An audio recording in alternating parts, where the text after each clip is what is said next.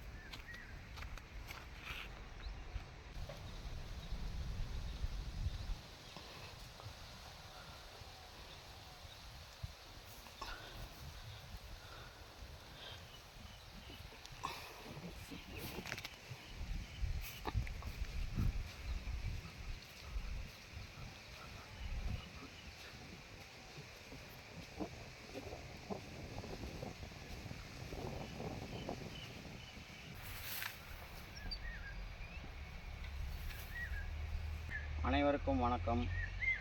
என்னுடைய பெயர் அசோகன். கடலூர் மாவட்டம் குறிஞ்சிப்பாடி கிராமத்தில் வசிக்கிறோம்.